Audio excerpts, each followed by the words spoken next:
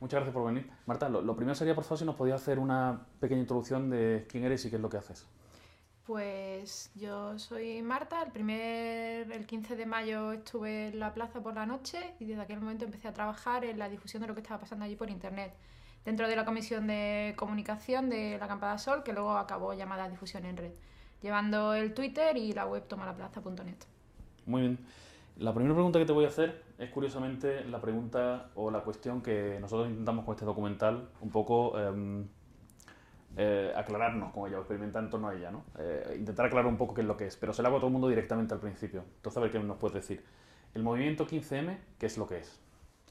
El movimiento 15M es un estado de politización o repolitización de la ciudadanía, un momento en el que la gente despierta de alguna manera y empieza a sentirse junta y a poder hablar de ciertos temas que nos estaban preocupando a todas. Es un espacio de encuentro. O sea, más que una organización o cualquier tipo de... Yo lo defino normalmente, bueno, normalmente, lo que he estado pensando estos meses he llegado un poco a la conclusión de que para mí el 15M es como un estado de ánimo.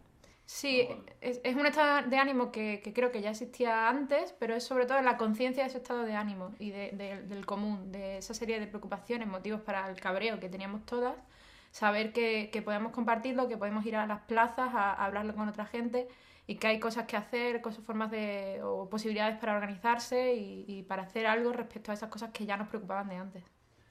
También pasa una cosa con el 15M que cuando sucedió fue como una gran sorpresa, ¿no? Y estábamos todos muy sorprendidos, pero te parabas a pensarlo un minuto y la reflexión era algo así como que, ¿cómo es que no ha pasado esto antes, no? ¿Tú por qué crees que pasó en ese momento? ¿Por qué crees que precisamente esta primavera y... Pues supongo que hubo algunas gotas que colmaron el vaso. Yo creo que durante los meses anteriores sí que se percibía un estado de ánimo. Yo recuerdo esa sensación de hablar con mis amigos y decir, joder, hoy venía en el metro y había una señora al lado que se estaba quejando por el Banco Central Europeo y el de al lado se estaba quejando porque estaba en paro y el de al lado se estaba metiendo con la política de privatización de los servicios públicos. Sí que había un malestar latente que mucha gente tenía y surgió ahí, prendió la chispa en esa convocatoria del 15 de mayo y bueno, también por una serie de actuaciones policiales bastante absurdas en los días siguientes que nos vinieron muy bien. Pero podía haber surgido, si no el 15 de mayo, pues el 1 de junio o cualquier otro día, con cualquier otra excusa. ¿Tú personalmente participaste en la organización de la manifestación o movilizaciones previas o te encontraste allí? La pregunta es también, ¿cómo has llegado tú al 15M? En el sentido que el día de la manifestación y acampada era una cosa muy heterogénea, había gente de todos lados y había como diversas vías de haber llegado, ¿no? En mi caso, ya lo hemos hablado alguna vez, yo no tenía un activismo previo, así he empezado aquí, y yo vengo como de la propiedad intelectual, la ley SINDE, no les votes, ha sido como mi camino. Entonces cuéntanos un poco tu camino y me interesa mucho toda la parte esa de la que se habla tan poco, que es todo lo que pasó antes del 15M. Yo no participé en las movilizaciones, en la organización de las movilizaciones antes, porque yo sí estaba metida en algunas plataformas activistas, colectivos, estaba en algunos sitios y me habían llegado mails rebotando desde aquellas listas de correo de Democracia Real Ya. Y era una cosa que desde los movimientos sociales veíamos como, bueno, esta gente, ¿quiénes son? ¿De dónde han salido? ¿Qué están haciendo? Entonces mucha gente, como ya teníamos nuestras movidas y además tampoco te da la vida para meterte en una asamblea nueva, si ya están metidas en varias y tal, nos quedamos mirando a ver qué pasaba con mucha expectación de a ver la que montaba la gente esta desconocida el día 15, pero sin llegar a participar en su organización previa. Yo sabía que eso iba a pasar desde febrero o así, que se movía mucho por algunos círculos hacktivistas y listas de correo de gente que estaba metida en el movimiento por la cultura libre contra la ley Sinde. Por otra parte, yo creo que me han contado que, si bien fue Democracia Real ya la que convocó, muchas organizaciones se sumaron, ¿no? O sea que al final había una especie de esfuerzo conjunto en la movilización aquella, ¿no? Sí, de hecho el germen era, se llamaba algo así como Plataforma Pro Movilización Ciudadana o algo así, y de ahí surgió esa cosa llamada Democracia Real Ya, pero había un listado de muchas otras organizaciones que se metieron ahí y que más o menos se fundieron, que creo que es el motivo por el cual de todas las convocatorias que hubo o que llevaba viendo desde que empezó la crisis, como para intentar articular este malestar que ya teníamos, la Democracia Real Ya fue la que cuajó porque era la menos identitaria, era algo en lo que podías fundirte sin venir con el sello de tu partido, tu colectivo, tu organización previa. Ujú. ¿Qué te pareció la manifestación? ¿Fue parecida a otra manifestación que tú has estado antes? ¿Qué te pareció? ¿Qué percibiste allí? No, no fue para nada parecida. En todo caso sí fue parecida a la de Juventud sin Futuro, que hubo en abril. Y recuerdo que la gente que fuimos a la de Juventud sin Futuro, a pesar de que fuimos pocos, no sé si 5.000 personas o así, que bueno, no es nada demasiado masivo para Madrid, tuvimos la percepción de que ahí estaba empezando algo y que había habido una nueva manera de manifestarse, de salir a la calle, un poco distinta. En el sentido de que no estaba llena de banderas de los partidos de siempre, que la gente tenía muchas ganas de estar en la calle, que había un ambiente realmente de predisposición a la movilización y a que fueran más allá de una simple manifestación. También pasó en la de Juventud Sin Futuro que la gente luego se quedó más tiempo por la Plaza Reina Sofía, que era donde terminaba, luego bueno, hubo algunas cargas policiales y tal, pero en general la gente quería salir a la calle y estar allí. Entonces ya se sentía cierta, pues no sé si afinidad entre la gente que estábamos allí, cierta comunidad, que luego se repitió multiplicada el día de la manifestación de Democracia Real, ya el día 15. Muy bien. Y esa primera noche, por aquí ya han pasado Miguel, Arana y Dani Vázquez. ¿Cómo viviste tú esa primera noche? Porque fíjate, para mí resulta súper frustrante y me da mucha pena el hecho de que yo fui a la manifestación el día 15, ni me enteré de los disturbios, me fui a mi casa, me acosté y al día siguiente me reenganché, ¿no? Aparecí el día 16 y me pasó todo. Cuéntanos cómo fue la noche aquella. Pues yo la primera noche hice el papel un poco de persona de movimientos sociales de antes que no se creía mucho a esos niños que estaban allí en la plaza, realmente. Yo fui a aquella asamblea, que además fui porque fue después de los disturbios que hubo, empezamos a llamarnos para comprobar si nuestros amigos estaban bien, quiénes eran los detenidos y tal, y fuimos a esa asamblea para seguir aclarando aquello en Sol. Y empezó la gente a decir que se querían quedar a dormir y la gente que teníamos así más rodaje nos quedamos mirando como, bueno, va a llegar la poli, os va a echar en un momento, chavales, ¿qué pasa? Y hacían una cosa que llamaban asamblea, pero había gente que nunca había ido a una asamblea y cogía el megáfono y empezaba a hablar en unos tonos un poco directivos y había que decir, oye, no, que esto no es una asamblea, que hay que proponerlo, que hay que... Y también, bueno, pues un domingo por la noche en una plaza, pues aparecía gente borracha, un poco friki, cogiendo el megáfono para decir cualquier cosa. Y yo recuerdo un momento en que nos miramos, alguna gente que estábamos allí un poco más cuerda en respecto a estos espontáneos que pasaban por allí, y decíamos, ¿qué hacemos? ¿Nos quedamos o nos vamos a casa? Hubo ahí un momento de, creemos que podemos hacer lo que la gente está planteando, pero hace falta desde el minuto cero mucho curro para que esto cuaje. ¿Qué hacemos para que esto tenga sentido? Y hubo una serie de gente ahí que dijo, venga, sí, nos quedamos. Y yo la verdad es que me fui a mi casa a dormir a las 2 de la mañana, volví a la mañana siguiente, porque no veía realmente el sentido de quedarme allí sin saber para qué. Sí, fue todo un poco así atropellado o quizás las cosas pasaban. A mí una cosa que me llamó mucho la atención es esa noche se abrió el Twitter de Acampada Sol, célebre, del cual me gustaría que hablar contigo después un ratito. Pero yo no sé si fue ese día o el día siguiente, me han contado cómo ya se compró, por ejemplo, la cuenta de datethesquare.net en inglés, ¿no?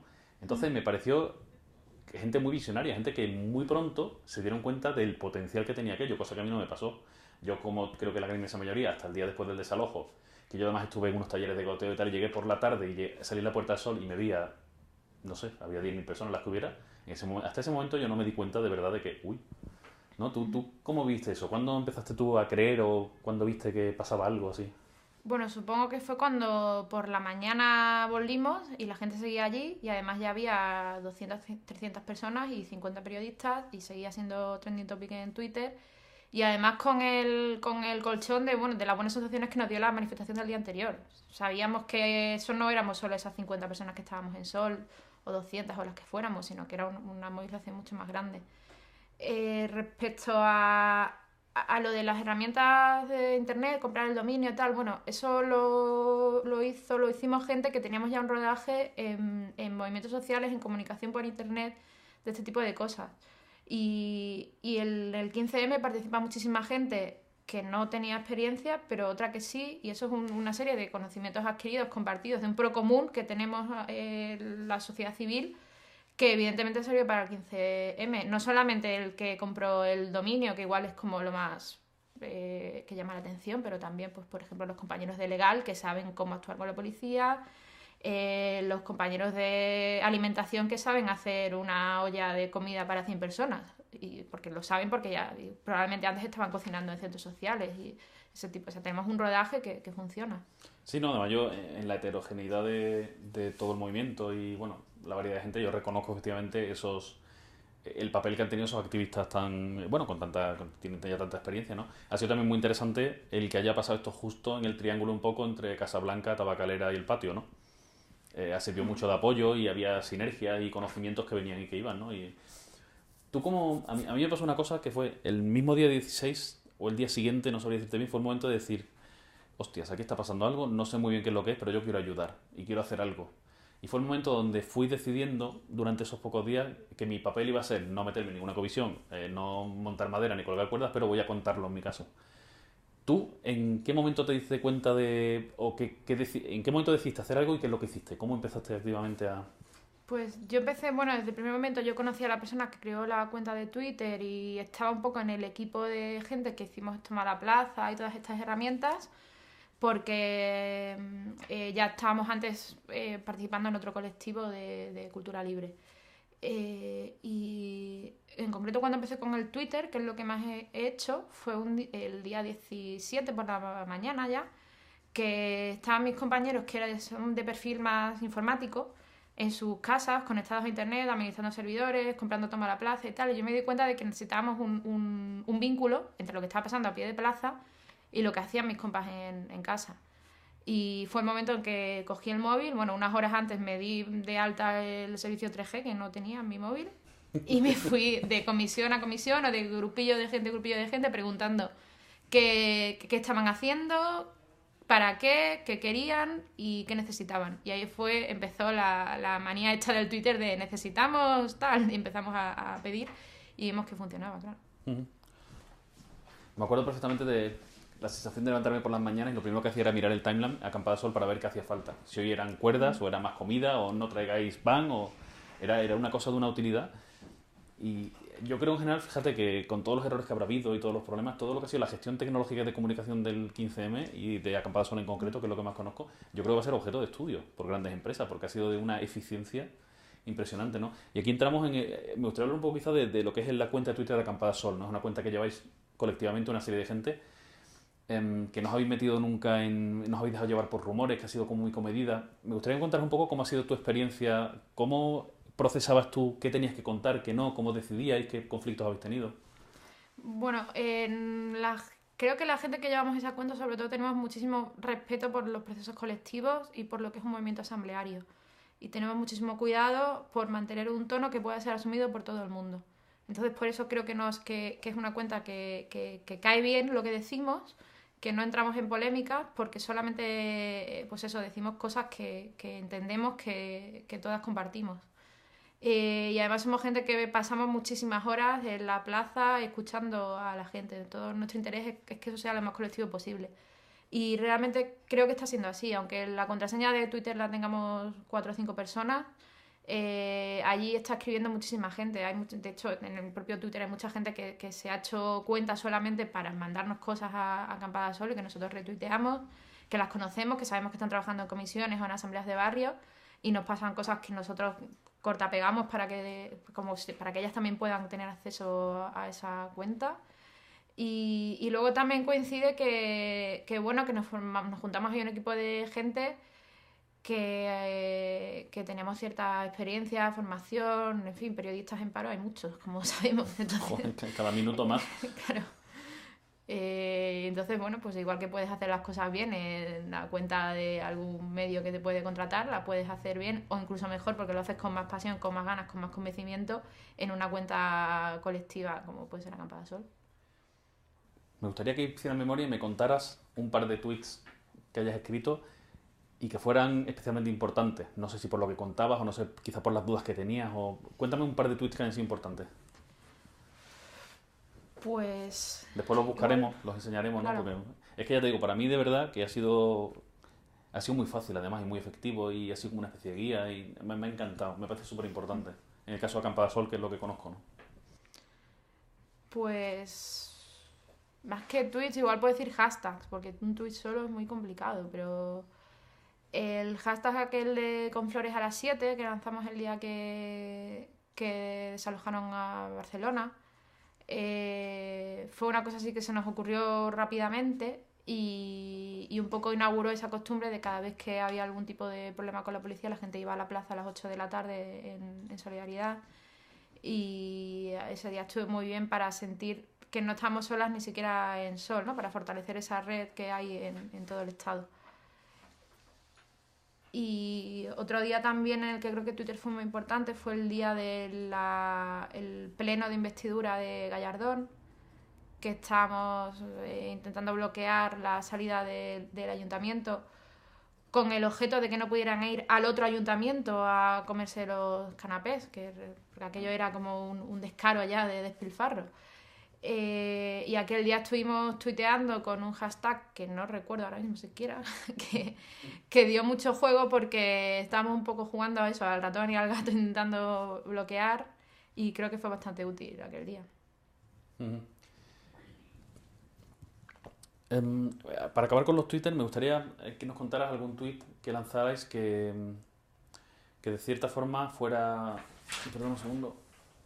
Que de cierta forma fuera difícil, o tuvisteis dudas, o fuera importante, no sé, o trascendente, o... Pues... Recuerdo el tuit de la asamblea en la que por fin decidimos que nos íbamos, que dejamos de acampar, que lo lanzamos al final tuvimos que lanzarlo en TweetDeck, que es esta plataforma que te permite... No, TweetLonger se llama, ¿no? Que alargar, te permite, ¿no? Escribir más largo, de 140 caracteres, porque queríamos que fuera súper correcto exactamente lo que se había dicho en la asamblea, y lo teníamos escrito como 1 hora antes, porque ya se había lanzado a consenso y estábamos en todo el turno de matices, reformulaciones y tal. Estaba escrito y estábamos allí delante del ordenador esperando para darle al botón. Y cuando le dimos al botón fue ya como por fin ya podemos descansar un rato. Sí, es que esa última semana fue terrible, ¿eh? Cuando éramos incapaces de irnos y en realidad todos queríamos irnos, ¿no? Sí, bueno, también había gente que quería quedarse. Lo que éramos incapaces era dejar de jugar a este juego de sí, no, consenso, unánime.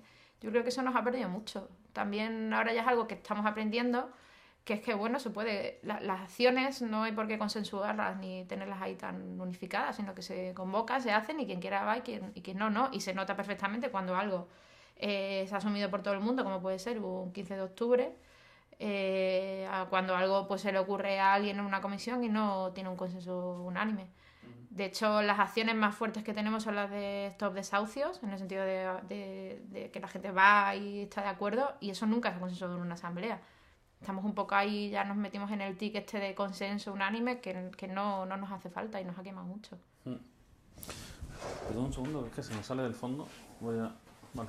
Sí, también ha habido un proceso de alfabetización, en mi caso, que no tenía ni idea, o de mejora de esas asambleas, ¿no? Empezaron siendo unas asambleas como muy poco manejables, muy difíciles, y hemos ido aprendiendo y ahora va todo ya mejor, ¿no? ¿Cómo se funciona hoy en día? O sea, tenemos nosotros nuestra asamblea de los domingos en Acampada Sol, pero ¿cómo se funciona? ¿Cómo se toman decisiones? ¿Cómo se van haciendo cosas? ¿Cómo funciona el 15M hoy en día? Estamos en noviembre, poco antes de las elecciones, que no se ve. El 15M ahora parece como no se ve, mucha gente lo da por muerto. ¿Cómo estamos funcionando? Pues en Madrid está funcionando muchísimo a nivel de barrios. Hay asambleas, creo que son 104 barrios, evidentemente desiguales. Las hay que apenas tienen operatividad y las hay en las que van varios cientos de personas. Y está funcionando también mucho por grupos de afinidad. O sea, ya nos vamos conociendo, y aunque las asambleas son abiertas, está claro que hay un grupo de gente muy numeroso fijo que va todas las semanas y ya te vas conociendo y puede funcionar con una afinidad que hace mucho más fácil también el poder construir y poder llegar a acuerdos, porque ya tienes complicidad, ya conoces a la gente, ya puedes tener un poco de empatía. Entonces eso hace mucho más fácil el diálogo y el trabajo colectivo. Pero siguen pasando cosas, ¿no? Por lo menos es la impresión que yo tengo. Siguen pasando cosas, incluso en red, ¿no? También un gran trabajo en red. Claro, el 15M no es un colectivo ni una organización que tenga afiliados, sino un estado de ánimo. Eso creo que más o menos lo vamos teniendo claro. Entonces eso quiere decir que pasan muchas cosas sin necesariamente el sello o el logo del 15M, que no hace falta que las tengan. Y eso cualquier persona con un poco de interés y con los ojos abiertos puede ver cómo se está incrementando pues toda la actividad social, todos los movimientos sociales.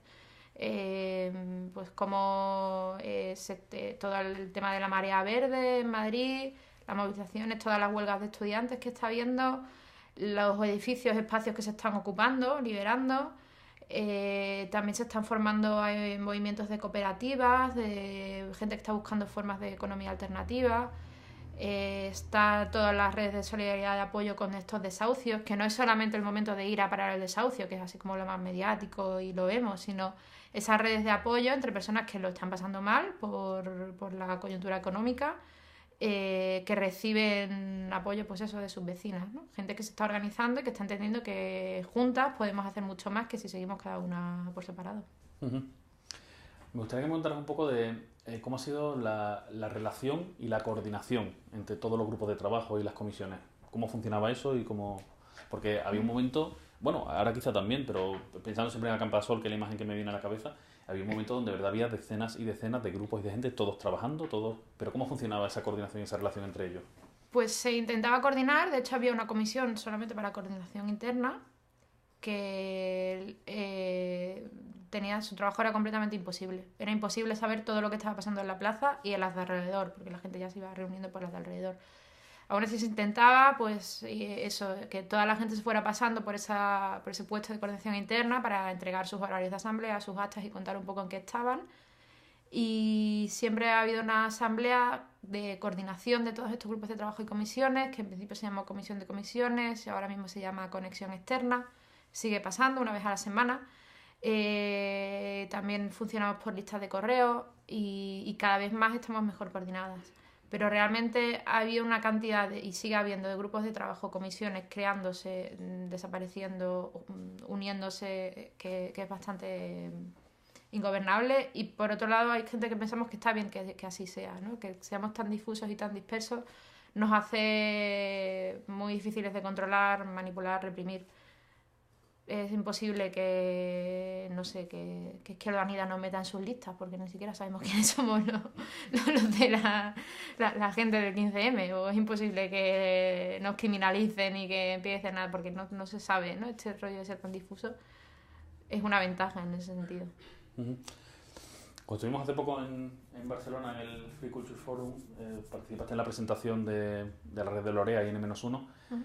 Han estado aquí activistas que nos han hablado de toda la gestión técnica y de alguna herramienta, pero a mí me gustaría si tú nos podrías explicar un poco N-1, qué es lo que es, cómo funciona, por qué se usa, por qué es importante.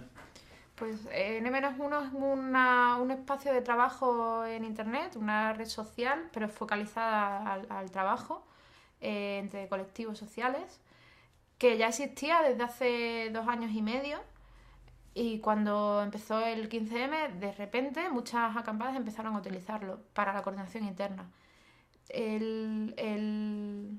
A ver, estoy contando tantas veces que no me quiero alargar mucho.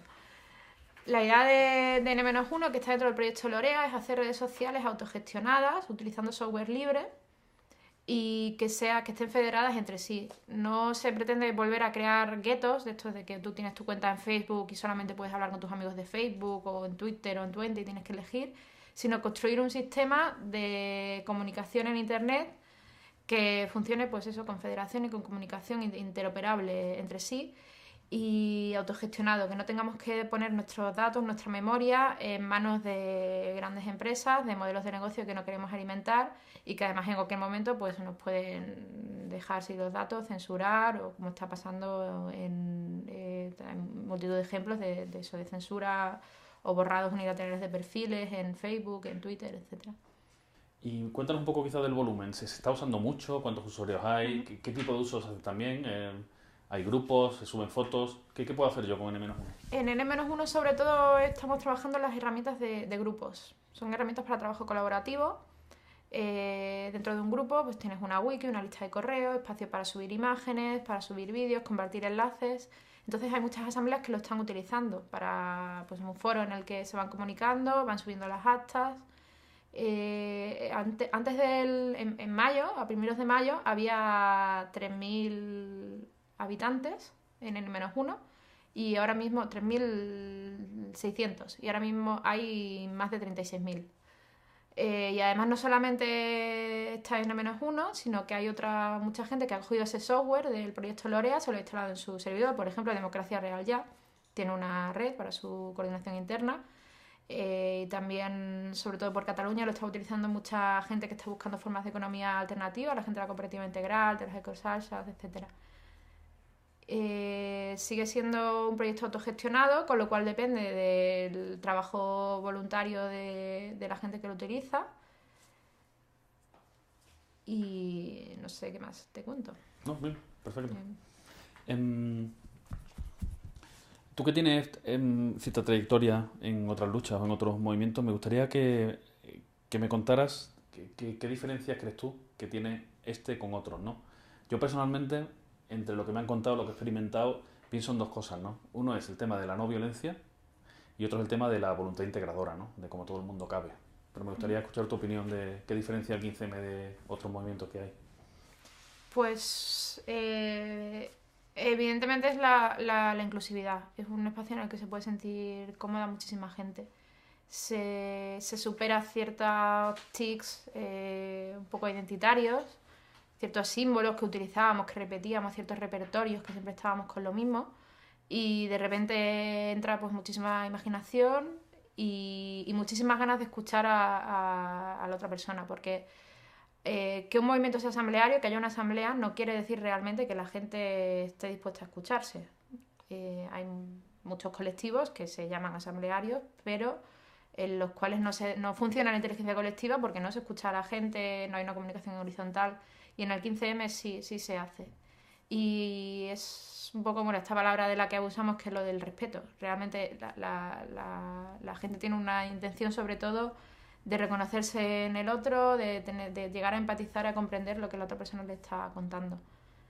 Respecto a la no violencia, yo en 10 años de activismo en el Estado español, en Madrid y en Andalucía sobre todo, no he vivido momentos más violentos que el 15M. Creo que lo que cambia aquí es nuestra percepción de qué es violencia y qué no es violencia.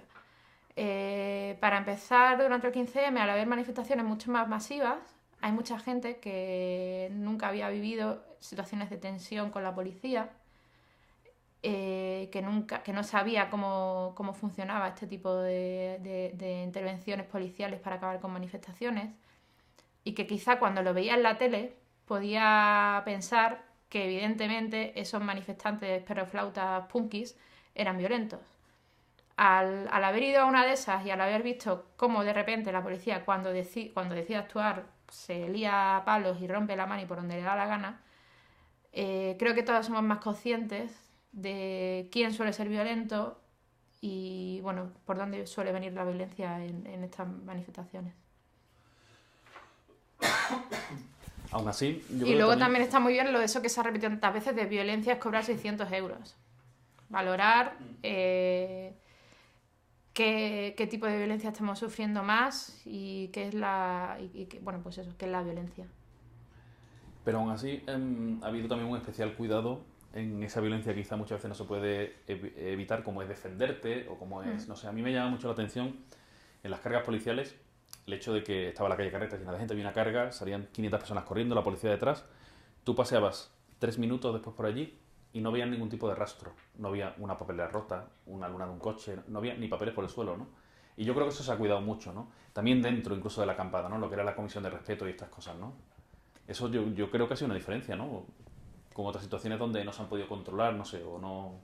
Sí, bueno, puede ser que se ha puesto mucho énfasis, pero yo insisto en que la mayoría de la gente no va por ir rompiendo papeleras, entonces cuando un número grande de personas va a la calle no hay por qué romper ninguna papelera, ¿no? Entonces, no es nada que me extrañe ni me parezca especialmente novedoso, sino simplemente insistir en que la gente, eso, cuando va a la calle no rompe papeleras.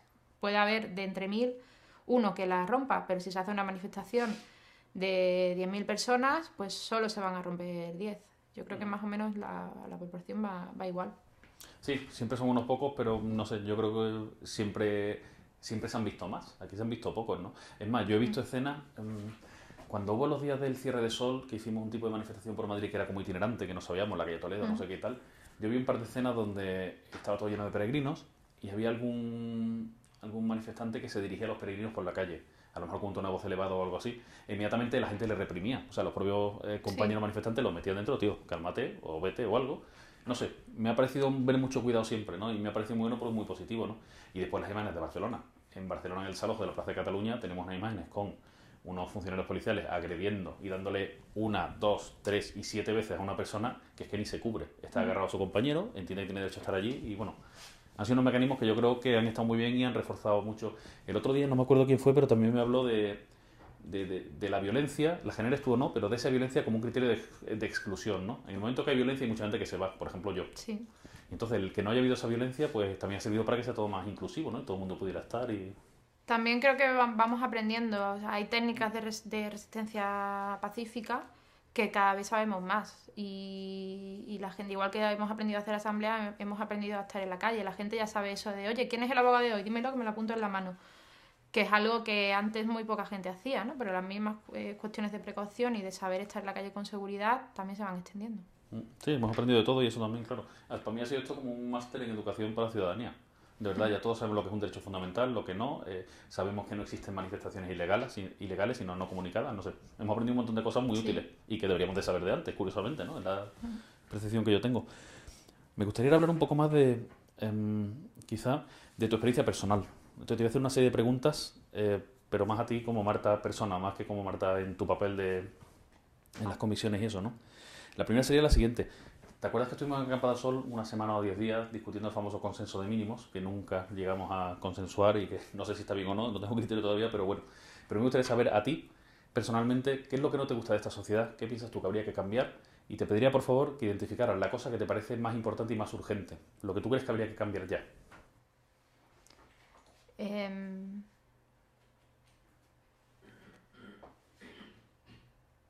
Pues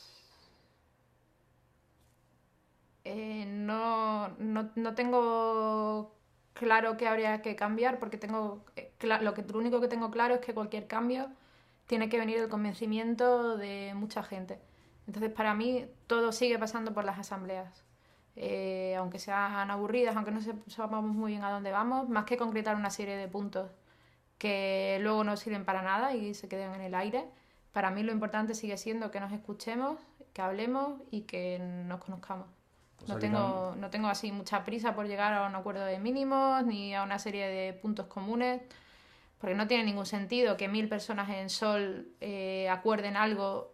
No va a tener ningún peso sobre 50 millones de habitantes de este país. Sí, pero esto se refiere más a ti, ¿no? Yo, por ejemplo, me he hecho esta pregunta. Yo toda esta pregunta me la he hecho y llevo muchos meses pensando en estas cosas, ¿no? A mí me parece que si yo pudiera escoger una cosa que yo cambiara mañana sería el tema de los accesos a los datos públicos. Si hubiera de verdad un acceso transparente de la ciudadanía a todos los datos públicos, eso crearía una especie de escala de cosas. Por ejemplo, la corrupción sería mucho más difícil. Existiría una fiscalización de la ciudadanía de la actividad pública, no sé. ¿Tú no se te ocurre una cosa que piensas que es especialmente importante? Y no pienses, sé que es muy difícil, porque a lo que nos digamos, no pienses en términos de asamblea y de gente, sino tú, Marta, si pudieras mañana tocar un botón rojo así como Bush, que debe tener un botón así, o Obama en este caso, ¿qué botón tocarías? ¿Qué piensas que sería interesante que cambiara? Claro, es que yo, por tocar el botón, tocaría el botón de off del capitalismo y del patriarcado, pero como es algo tan difuso y necesita un trabajo previo, pues no tengo, realmente soy incapaz de concretar algo porque tengo una manera de analizar lo que está pasando que conecto todo tanto entre sí que digo, bueno, pues sí, por ejemplo, me molaría muchísimo una ley de eso a los datos públicos. Pero si vamos a seguir teniendo los jueces que tenemos, los datos que tengamos igual no los podemos llevar a ningún lado. O molaría subir los impuestos a la SICAF para que los ricos tributen más. Pero si se van a hacer fraude fiscal, ¿para qué queremos subir los impuestos? ¿No? Entonces, podría, pues sí, evidentemente creo que lo más importante es que la gente siga teniendo acceso a la información y que se garantice el acceso a la información para poder actuar en consecuencia. Pero insisto en que eso, sin una serie de cambios estructurales mucho más amplios, quizás no nos lleva a ningún lado. Sí, no me acordará quién, pero alguien comentó aquí una cosa que me ha dado mucho que pensar y ha sido que quizás no es tan importante cambiar los fines sino las formas. ¿No? Vamos a cambiar las formas y eso llevará a los fines, ¿no? Que quizá un poco lo que tú planteas, ¿no? Que sigue siendo importante ese consenso y que estemos todos en ello, ¿no? Más que quizá unas peticiones determinadas ahora. Sí, yo creo que se está construyendo una especie de sentido común que ya existía, que mucha gente lo pensaba y que ahora estamos viendo que lo compartimos. Es un sentido común que incluye esto del respeto, de la no violencia, de que la gente no se puede quedar sin casa porque un banco tenga que hacer negocio, de que no tiene sentido que los dos mismos partidos se turnen el poder, de que todas tenemos que tener acceso a la información, pero es más bien eso, pues la construcción, la reconstrucción de una forma de estar en sociedad, en comunidad. Algo que hemos perdido, que se ha roto totalmente, la solidaridad entre las personas, y recuperar eso y entender que somos personas que vivimos juntas y que tenemos que llevarnos bien para estar bien. Perfecto, muy bien. ¿Tú qué crees? Esto es una pregunta un poco compleja también, en el sentido que el 15M no lo podemos identificar como algo concreto, pero aún así te voy a preguntar, ¿tú qué crees que ha hecho mal el 15M en estos 6 meses? ¿Qué hemos hecho mal? ¿En qué nos hemos equivocado? Pues nos hemos equivocado al pensar que podíamos llegar a una concreción, a una serie de consensos de mínimos, o a tener una asamblea unitaria en todo Madrid, como puede ser el intento de la Asamblea Popular de Madrid, o a tener una única página web que lo cuente todo. Nos hemos equivocado y además creo que estamos siendo conscientes y que estamos rectificando y que estamos aprendiendo más a trabajar con esta manera tan difusa de intentar ver por dónde respira la cosa y no aspirar a esa estructuración o centralización. Y en concreto, bueno, nos hemos equivocado muchas veces en algunas decisiones tácticas concretas de estar en la calle, pero creo que es normal porque es muy difícil tener toda la información. Y creo que nos seguimos equivocando en repetir ciertos repertorios, por ejemplo, el formato acampada. Este rollo de estar acampando en la calle porque sí, pues bueno, al principio en mayo, junio estuvo bien, pero creo que se está haciendo abuso de este modelo y este rollo, pues como se está haciendo estos días en octubre o como se hizo cuando llegaron las marchas indignadas, de estar en el Paseo del Prado porque sí, porque había que acampar, pues igual no nos lleva a nada. De hecho, se nota que cada vez menos gente hace eso. O como pasó en Bruselas, que también llegaron a un parque y querían acampar porque sí, y al final se quedaron pues varias decenas de personas porque el resto veía que les venía más a cuenta que saliera bien esa jornada, esa semana de actividades que tenían preparada que el simple hecho de plantar la quechua. Un acceso importante lo de la quechua, ¿no? Como símbolo, no sé. Yo, no sé, me ha parecido muy emocionante el ver también como... Sí, además la quechua en sí, esa tienda que puedes tirar y que se monte sola, porque si hubiéramos tenido que poner piquetas no, es no lo se que te iba habría a podido contar, hacer. ¿no? Que ha sido todo como una especie de remezcla, ¿no? Que eso es lo que yo también digo muchas veces que esta revolución es una revolución, o esta revolución es muy copyleft. Y estamos todos publicando nuestros resultados y remezclándonos, ¿no? Entonces nosotros en Sol pusimos esos toldos porque hacía mucho calor, pero los pusimos también porque era muy parecido a lo de Tahrir, pero sacamos la quechua porque efectivamente nos falta piqueta y es la tienda urbana. Y después en otros sitios se ve cómo se usa la quechua, entonces vamos como remezclando esos éxitos, ¿no? Y compartiendo esa información, que es una cosa muy interesante también. Y tiene mucho que ver también con lo que dices de ese volver a descubrir y volver a trabajar en sociedad, ¿no? Yo tengo un conocimiento de una cosa y tal, pero no lo quiero solo para mí. A mí no me sirve, vamos a hacerlo entre todos, vamos a mejorarlo, vamos a... Y además es algo que viene de la cultura libre o incluso del anti-copyright. O sea, ya hace muchos años que hay gente que se descarga el último episodio de su serie favorita y se curra los subtítulos en español. Pues ese tipo de prácticas colaborativas que teníamos en red, normalmente aplicadas a fenómenos pues de la cultura pop, eso de tu serie favorita o de hacer los fanfics estos con tus ídolos y tal, ahora se aplican a cosas pues bastante más relevantes para nuestra vida, ¿no? Cuestiones políticas. No, me alegro que también piense eso, pues yo he tenido esa impresión desde el principio. No he sabido formularla durante mucho tiempo, pero veía eso, ¿no? Veía mucho de la cultura libre y mecanismos de cultura libre y mucho copyleft, por todo el copyleft político, que ha sido precioso, ¿no?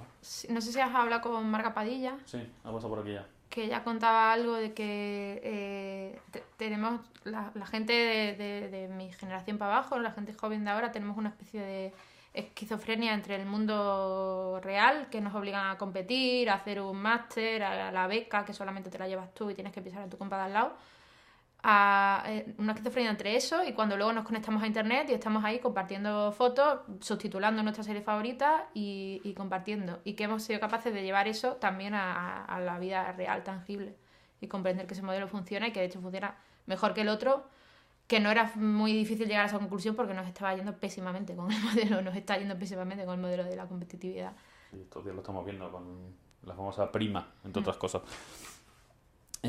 Ahora tú, desde tu punto de vista personal y tu experiencia, me gustaría que me intentaras contar qué es lo mejor que te ha pasado y lo peor que te ha pasado desde el 15 de mayo pasado. Pues mi experiencia personal creo que lo mejor y lo peor, porque tiene las dos vertientes, es esta magnitud enorme que hemos vivido dentro de Sol. Lo de estar allí durmiendo, costreando, o sea, durmiendo muy precariamente, tirada en el suelo en un cartón, levantarme y de hacer una entrevista con el New York Times y otra con Al Jazeera y decirle a mi compa, oye, ¿cuál va a ser el trending topic mundial de hoy? Pues venga, lo ponemos, lo lanzamos y lo conseguimos. O lo de, pues, el convocar desde mi casa en pijama a ir a Sol esta tarde y que aparezcan 15.000 personas o 20.000. Y eso ha tenido, evidentemente, es una sensación que vivimos durante un mes que no vamos a volver probablemente a tener en nuestras vidas, con la cual hemos aprendido mucho, pero también no hemos llegado a comprenderla. Y de hecho aún nos pasa, nos gusta que se estén haciendo documentales sobre esto, porque estamos viendo cosas de sitios en los que estábamos que no nos enterábamos de que estaban pasando o que no las hemos visto así y que hay muchísimo trabajo de análisis que hacer. De repente cosas que... un montón de sensaciones que yo habría necesitado con mi vida normal, 5 años para vivir, las viví en un mes y todavía las sigo ahí recopilando. Y además ni siquiera he tenido tiempo para pararme a pensar porque realmente no hemos parado desde mayo, aunque ya no estemos en la plaza. Eso me pasó a mí en el aspecto ahora egoísta de hacer el proyecto este, que no he tenido tiempo de ver imágenes, de ver vídeos de YouTube, de leer mis tweets. Es que siguen pasando cosas, ¿no? Sí. Es también bonito. Y, no sé. Ahora me gustaría que, por favor, identificaras un momento que fue especialmente emocionante para ti y no lo describas, pero piensa que a la persona que se lo estás contando, me lo vas a contar a mí, las personas que ven este vídeo no saben lo que es Acampada al Sol y nunca han visto una imagen. Entonces, descríbenos algún momento. Pues, a ver. Vale. Pues para mí el momento más emocionante, sin duda, en todo este tiempo fue en agosto, cuando volvimos a la plaza. Después de aquellos 3 días en los que la plaza estuvo cerrada, sitiada, con muchísima tensión, dando vueltas por alrededor, intentando volver a entrar, la carga en el Ministerio de Interior. De repente llegamos y éramos, no sé si 10.000 personas o 15.000, llenando la plaza y volviendo a poder estar juntas. Lo importante fue que por fin encontramos, o sea, por fin pudimos volver a ese sitio a hacer una asamblea, que era lo que queríamos. Sí, era como entrar en casa, ¿no? Yo me acuerdo Sí. que además yo llegué como en la segunda mitad, supongo, y yo no pude entrar por la calle Alcalá ya. Me fui por Sevilla y Carrera San Jerónimo. Pero me acuerdo de pararme allí unos minutos y ver cómo entraba la gente y era como cuando los jugadores de fútbol entran en el campo de fútbol que hacen todos una tontería. La peña llegaba a la frontera de Sol y ya era un salto, un abrazo, una alegría.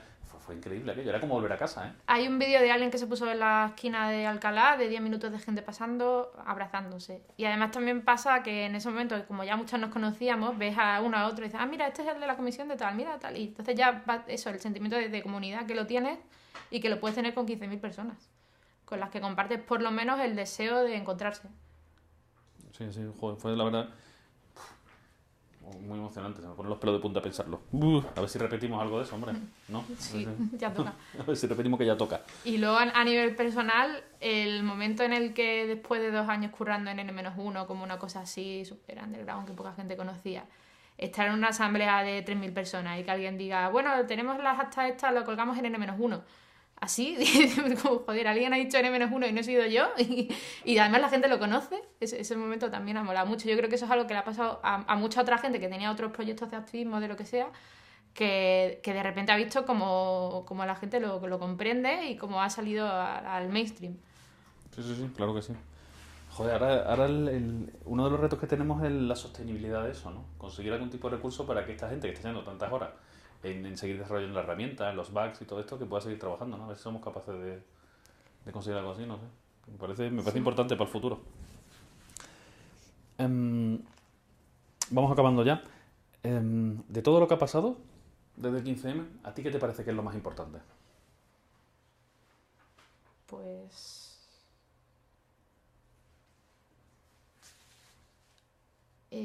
supongo que lo más importante es seguir estando en las plazas. Esta sensación de saber que pase lo que pase, hay alguna manera de afrontarlo colectivamente. Que la hemos visto, por ejemplo, el día que se anunció la reforma de la Constitución, a las 8 de la tarde había gente en la plaza. Y la vemos en, bueno, pues en eso, en esa forma de abordar los problemas colectivamente. Muy bien. Y para acabar, Patri, ¿tú tienes algún tema? No. No, vale. Marta, ¿tú qué futuro crees que tiene en lo que llamamos movimiento 15M? ¿Qué crees que va a pasar? ¿Haz un ejercicio de...? Yo creo que el movimiento 15M, en cuanto energía difusa, va a ir cristalizando en movimientos más concretos, como de hecho ya está pasando en estos desahucios, en la marea verde, que la gente ha utilizado esto para despertar y para adquirir una serie de herramientas de movilización colectiva que va a ir pues eso, saliendo en momentos de movilización mucho más concretos, enfocados a objetivos concretos. Probablemente esto que se llama 15M, estas pequeñas estructuras que hemos creado de comisiones, herramientas de comunicación en internet y tal, acaben de alguna manera pues decayendo porque menos gente la utilizará. Y el 15M quedará como un tiempo muy importante de aprendizaje en nuestras vidas. Ok. Pues muchas gracias. No sé si hay algo que quieres agregar o quieres reformular o te parece importante y nos ha dicho, pues es tu momento. Pues no sé, no... Muy bien. Todo bien. Pues muchísimas gracias.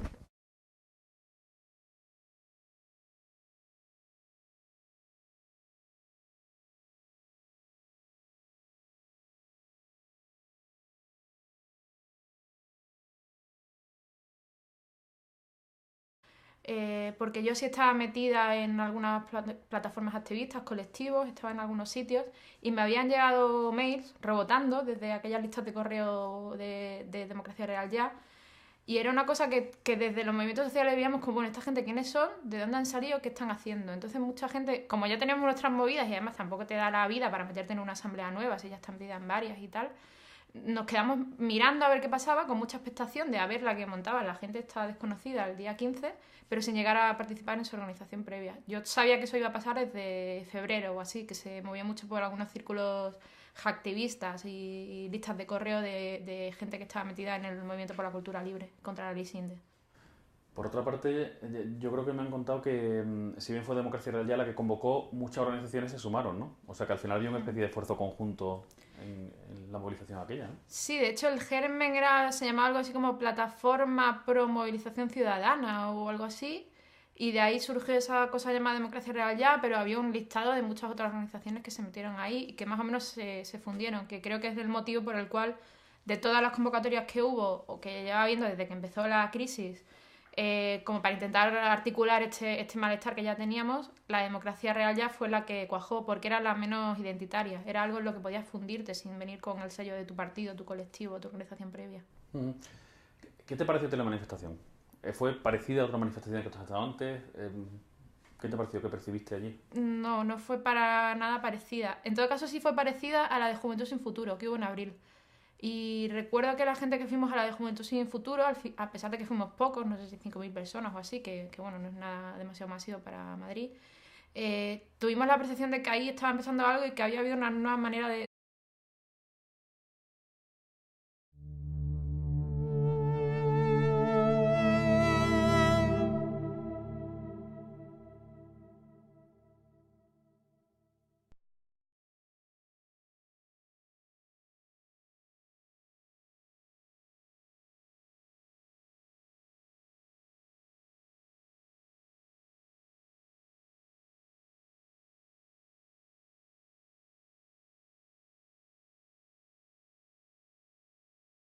Muchas gracias por venir. Marta, lo primero sería, por favor, si nos podías hacer una pequeña introducción de quién eres y qué es lo que haces.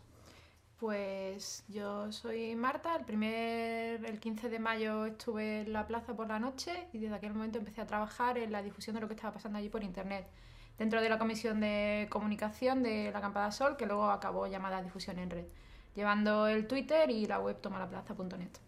Muy bien. La primera pregunta que te voy a hacer es, curiosamente, la pregunta o la cuestión que nosotros intentamos con este documental un poco aclararnos con ella o experimentar en torno a ella, ¿no?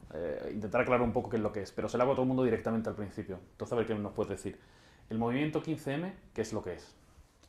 El movimiento 15M es un estado de politización o repolitización de la ciudadanía, un momento en el que la gente despierta de alguna manera y empieza a sentirse junta y a poder hablar de ciertos temas que nos estaban preocupando a todas. Es un espacio de encuentro. O sea, más que una organización o cualquier tipo de Yo lo defino normalmente, normalmente, lo que he estado pensando estos meses he llegado un poco a la conclusión de que para mí el 15M es como un estado de ánimo.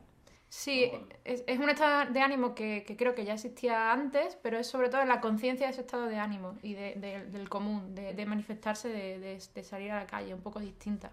En el sentido de que no estaba llena de banderas de los partidos de siempre, que la gente tenía muchas ganas de estar en la calle, que había un ambiente realmente de predisposición a la movilización y a que fueran más allá de una simple manifestación. También pasó en la de Juventud Sin Futuro que la gente luego se quedó más tiempo por la Plaza Reina Sofía, que era donde terminaba, luego hubo algunas cargas policiales y tal, pero en general la gente quería salir a la calle y estar allí. Entonces ya se sentía cierta, pues no sé si afinidad entre la gente que estábamos allí, cierta comunidad, que luego se repitió multiplicada el día de la manifestación de Democracia Real, ya el día 15. Muy bien. Y esa primera noche, por aquí ya han pasado Miguel, Arana y Dani Vázquez. ¿Cómo viviste tú esa primera noche? Porque, fíjate, para mí resulta súper frustrante y me da mucha pena el hecho de que yo fui a la manifestación el día 15, ni me enteré de los disturbios, me fui a mi casa, me acosté y al día siguiente me reenganché, ¿no? Aparecí el día 16 y me pasó todo. Cuéntanos cómo fue la noche aquella. Pues yo la primera noche hice el papel un poco de persona de movimientos sociales de antes que no se creía mucho a esos niños que estaban allí en la plaza, realmente. Yo fui a aquella asamblea, que además fui porque fue después de los disturbios que hubo, empezamos a llamarnos para comprobar si nuestros amigos estaban bien, quiénes eran los detenidos y tal, y fuimos a esa asamblea para seguir aclarando aquello en Sol. Y empezó la gente a decir que se querían quedar a dormir y la gente que teníamos así más rodaje nos quedamos mirando como, bueno, va a llegar la poli, os va a echar en un momento, chavales, ¿qué pasa? Y hacían una cosa que llamaban asamblea, pero había gente que nunca había ido a una asamblea y cogía el megáfono y empezaba a hablar en unos tonos un poco directivos y había que decir, oye, no, que esto no es una asamblea, que hay que proponerlo, que hay que... Y también, bueno, pues un domingo por la noche en una plaza, pues aparecía gente borracha, un poco friki, cogiendo el megáfono para decir cualquier cosa. Y yo recuerdo un momento en que nos miramos, alguna gente que estábamos allí un poco más cuerda en respecto a estos espontáneos que pasaban por allí, y decíamos, ¿qué hacemos? ¿Nos quedamos o nos vamos a casa? Hubo ahí un momento de, creemos que podemos hacer lo que la gente está planteando, pero hace falta desde el minuto cero mucho curro para que esto cuaje. ¿Qué hacemos para que esto tenga sentido? Y hubo una serie de gente ahí que dijo, venga, sí, nos quedamos. Y yo la verdad es que me fui a mi casa a dormir a las 2 de la mañana, volví a la mañana siguiente, porque no veía realmente el sentido de quedarme allí sin saber para qué. Sí, fue todo un poco así atropellado, o quizás las cosas pasaban. A mí una cosa que me llamó mucho la atención es, esa noche se abrió el Twitter de Acampada Sol, célebre, del cual me gustaría hablar contigo después un ratito, pero yo no sé si fue ese día o el día siguiente, me han contado cómo ya se compró, por ejemplo, la cuenta de datethesquare.net en inglés, ¿no? Entonces me pareció que gente muy visionaria, gente que muy pronto se dieron cuenta del potencial que tenía aquello, cosa que a mí no me pasó. Yo, como creo que la gran inmensa mayoría, hasta el día después del desalojo, que yo además estuve en unos talleres de goteo y tal, y llegué por la tarde y salí a la Puerta del Sol y me vi no sé, había 10.000 personas las que hubiera. Hasta ese momento yo no me di cuenta de verdad de que, uy, ¿no? ¿Tú cómo viste eso? ¿Cuándo empezaste tú a creer o cuándo viste que pasaba algo así? Bueno, supongo que fue cuando por la mañana volvimos y la gente seguía allí y además ya había 200, 300 personas y 50 periodistas y seguía siendo trending topic en Twitter. Y además con el colchón de esa serie de preocupaciones, motivos para el cabreo que teníamos todas, saber que podemos compartirlo, que podemos ir a las plazas a hablarlo con otra gente y que hay cosas que hacer, formas o posibilidades para organizarse y para hacer algo respecto a esas cosas que ya nos preocupaban de antes. También pasa una cosa con el 15M que cuando sucedió fue como una gran sorpresa, ¿no? Y estábamos todos muy sorprendidos, pero te parabas a pensarlo un minuto y la reflexión era algo así como que, ¿cómo es que no ha pasado esto antes, no? ¿Tú por qué crees que pasó en ese momento? ¿Por qué crees que precisamente esta primavera? Pues supongo que hubo algunas gotas que colmaron el vaso. Yo creo que durante los meses anteriores sí que se percibía un estado de ánimo. Yo recuerdo esa sensación de hablar con mis amigos y decir, joder, hoy venía en el metro y había una señora al lado que se estaba quejando por el Banco Central Europeo y el de al lado se estaba quejando porque estaba en paro y el de al lado se estaba metiendo con la política de privatización de los servicios públicos. Sí que había un malestar latente que mucha gente tenía Y surgió ahí, prendió la chispa en esa convocatoria del 15 de mayo y bueno, también por una serie de actuaciones policiales bastante absurdas en los días siguientes que nos vinieron muy bien. Pero podía haber surgido, si no el 15 de mayo, pues el 1 de junio o cualquier otro día, con cualquier otra excusa. ¿Tú personalmente participaste en la organización de la manifestación o movilizaciones previas o te encontraste allí? La pregunta es también ¿cómo has llegado tú al 15M? En el sentido que el día de la manifestación y acampada era una cosa muy heterogénea, había gente de todos lados y había como diversas vías de haber llegado, ¿no? En mi caso, ya lo hemos hablado alguna vez, yo no tenía un activismo previo, así he empezado aquí y yo vengo como de la propiedad intelectual, la ley Sinde, no les votes, ha sido como mi camino. Entonces cuéntanos un poco tu camino y me interesa mucho toda la parte esa de la que se habla tan poco, que es todo lo que pasó antes del 15M. Yo no participé en las movilizaciones en la organización de las movilizaciones antes,